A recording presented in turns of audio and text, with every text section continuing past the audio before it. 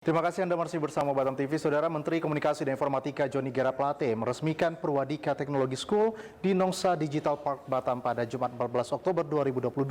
Dengan pembukaan Purwadika Technology School diharapkan dapat menciptakan talent-talent digital yang dibutuhkan oleh pemerintah.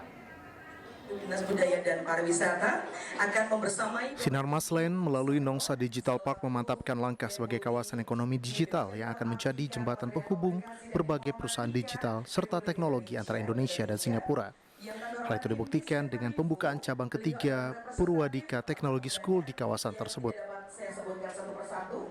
Potensi ekonomi digital yang terus tumbuh menjadi perhatian serius BP Batam. Untuk itu, BP Batam yang menjadi bagian dari pemerintah akan terus mendukung dengan percepatan infrastruktur digital, penyediaan SDM yang berkompeten, serta penetapan kawasan ekonomi khusus digital. Dengan pembukaan Purwadika Technology School ini dinilai sangat mendukung perkembangan digital di Kota Batam.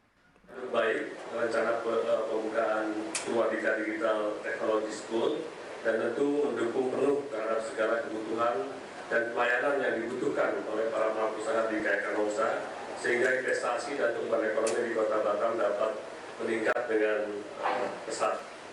Sebelum mengakhiri sambutan pada hari ini, mari bersama wujudkan KK Nongsa sebagai pusat pengembangan SDM tenaga IT muda Indonesia menjadi teknopreneur. Semoga pembangunan lainnya di KK Nongsa dapat segera terrealisasi dan diharapkan akan tercipta multiplier effect terhadap employment, pendidikan, dan revitalisasi kawasan Batam, Bintan, dan Kayu. Dibukanya Purwadika Technology School ini dilatar belakangi oleh keinginan founder untuk lebih meningkatkan kemampuan teknologi digital bagi anak-anak muda di Batam. Bangkit untuk meningkatkan digital skill kita supaya kita bisa menjadi pemimpin-pemimpin di kemudian hari, dan terutama saya bangga kalau Indonesia bisa menjadi berkat bagi seluruh bangsa yang lain, ya.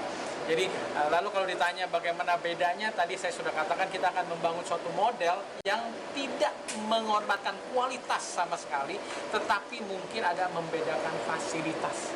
Karena memang fasilitas misalkan gedung, tentunya di Sudirman jauh lebih mahal daripada di Jogja, kan begitu.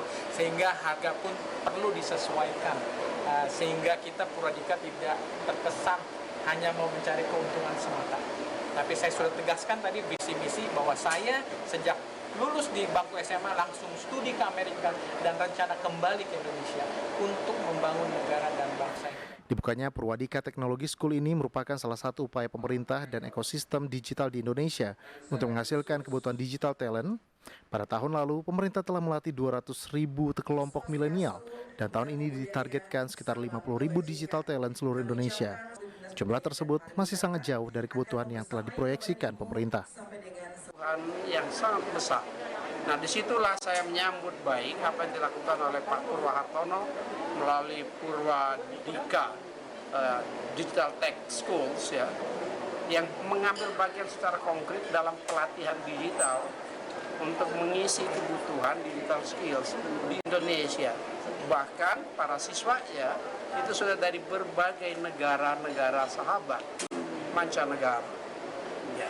Ini kita perlu kolaborasi. Saya sudah mengajak Global Technology Company, Local Technology Company, universitas, politeknik, ya, untuk bersama-sama kita bahu-membahu untuk mengisi kebutuhan digital kita.